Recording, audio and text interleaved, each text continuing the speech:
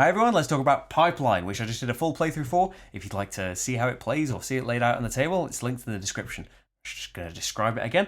So, what do I think about Pipeline? I think it's a really, really impressive game, which sounds like I'm trying to couch saying that I don't like it or something. But I really do like it. I think it's fantastic. But I think it's kind of just from something that could be so dry, and it's still a little bit of a dry theme that you making these oil pipelines and things, and that it's essentially a market game. But I think that it's got enough kind of variety and enough going on in it that it adds to it. It makes it this whole. It's not just this kind of abstract spreadsheet numbers and filters things. And a lot of games have that's the reason they have themes, and we aren't just playing with plain sheets of paper and things. But I think that partly it is to do with Ian O'Toole. Know him best for working on the deluxe Vita Lacerda games that are in a shelf that's too high for the camera. It's absolutely fantastic graphic designer, and it's for such kind of a not really an abstract thing, but boring visually. It's all about oil and pipes and things, but somehow it transforms into this kind of this beautiful mix of really pleasant to look at and incredibly functional for the game as well. Like in those deluxe Lacerda games, there is nothing distracting you from all of the information that's on there, from setup instructions to your available actions, tables of the penalties that you're going to get. Everything's pretty much on your player board, and to be able to buy pipes from the shops and things, and how much it's going to cost based on what you buy, it's all out there on the board as a reminder. It's not a huge rulebook as well. For the meat of the game is in the decisions of it. It's not necessarily in learning all these intricate rules and things. It's the base game is so simple, and the abilities that you can get do change those up a bit, but only really for you. You only need to know what the five that you've chosen for your game, and they are great as well. It's always great when you can get powers that feel unfair, but then all the other ones, in different ways, representing different aspects of the game, seem really overpowered. That once you get to level 3 of them as well, that you can do 2 barrels per pipe now. Things that seemed unimaginable at the start of the first round.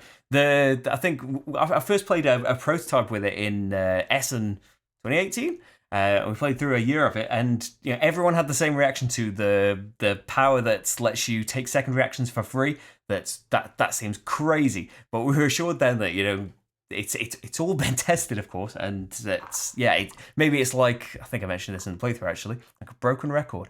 It's like in Feast for Odin, that immigration, everyone's worried that was so overpowered, but actually if you're comfortable with the game and more familiar with it, immigration is a nice easy thing to do that can get you a fair amount of points, but isn't going to get you just the maximum points. So you're not just going to win by having free secondary abilities. There is a lot of variety in just the number of steps it's going to take to upgrade the oil to each level, in the types of contracts that are out, even the central board itself. I like this. There's this the plus that's got 8 different action spots in it, and 4 of those action spots are going to be randomized every game. So their positioning, their pairing with the refined markets or the crude markets is going to make a difference, because you are restricted to taking an adjacent secondary action. And then there's a nice thing that you can also buy the government pipelines that are in the middle of the board. There's a nice little flow of, you have to buy adjacent tiles and things. There's loads of nice little touches like that. So I've played this one a bit unusually for us. Play this one at 2 and 3 players, and I was thinking after the 3-player game that the 2-player game was going to be a bit lackluster, and I was wrong about that, because the way that the markets tighten, it's a lot harder to sell things actually in the 2-player game towards the end of the game, because certain things don't get cleared out. So depending on how you have overlapped throughout your game, if you've both gone for similar types of oil, you might find a lot of those slots just full up, and you were just left with the oil, which it sells for something. You're never left with nothing. But it's tightened up in a really nice way, and in other ways, like those government pipes, they're a lot more available. And the contracts, of course, there's only 2 of you, and so even if you are you take a contract and nobody can take one from that type for the rest of this round, and then you also choose another type to turn off. So in 2 players, you're still going to get, if you somehow had the money for it, you've got the chance to go back another time. One player has anyway. Whereas in a game with 3 players, and I would imagine it's even tighter in a game with 4 players to get those things. In a 3-player game, the government pipes just kind of evaporated, and you've still got the option of going to the shops to get those pipes as well. It's not like you're completely locked out. But one point about the game, at any player count, I would imagine, it's a game where you can just mess yourself up.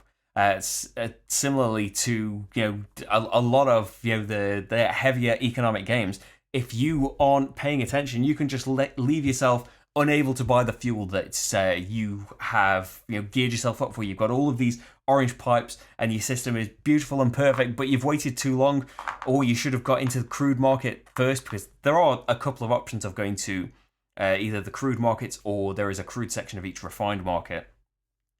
But yeah, especially towards the end of the game, you can find yourself completely locked out of selling some of the stuff for the price that you were hoping for, but also people might just buy up all of the cheap stuff and you're not going to be able to afford as much as you want, or maybe there's just not going to be any there by the end of it, especially if people have worked out similar systems for the colours that you were after as well. And with there's still some overlap in a 2-player game, but I mentioned that overlap is going to be more and more at a 4-player game, that you're going to have to really watch out, because those markets don't get any bigger.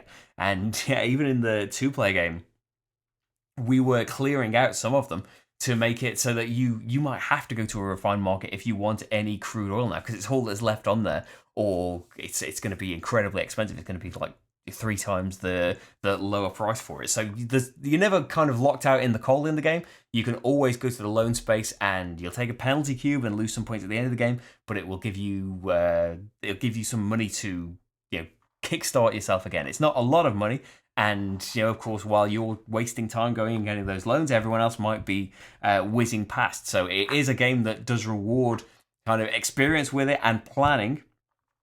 But there is also, as I mentioned, a lot of variety. There's a load of endgame scoring cards as well. You just pick 3. There's always a card one in the game, but then there's a deck of cards that you just shuffle between 3. So the level of the oil, the contracts that are available, the position of those action spaces, the endgame scoring criteria, all of that is going to be different. I think that with all of that, the thing that's kind of sticking out is that the game isn't outwardly mean at all, but I think that it does want you to. It will reward you for playing like a businessman, as it should. I'm not criticizing the game because of that. That if you only really need a couple of oil and you kind of like your money for something else, but I see that you're going for the same color as well, I want to buy all of that up. I want to try and deny you the best that I can. The rule of when I've taken the contracts that I mentioned, that okay, I took it from this category, so no one can take from that category for this round. But then I get to pick any other category and turn that off as well. So of course, you're really going into your network. You're just 1 short for the network, and you want the card that's going to make your network 1 longer for every 4 segments. Okay, well, I'll turn that off this round. And yeah, that is kind of an inbuilt thing, that it's not so much the game. It's not so much, it's not action cards that you miss a turn now or anything take thatty like that, but there is there's some ruthlessness that is built in there that's we definitely you can do without it, but it feels like you're playing suboptimally for doing that. And I think it's I wouldn't say, kind of repeating myself here, I wouldn't say that it's an out and out nasty game, but it wants you to have a bit of bite. It wants you to have some teeth against each other in this, and so I think that's a little thing holding us back for it, but I think overall it deserves the massive praise that it got when it came out late last year. It's a fantastic package, and Pipeline's great, isn't it?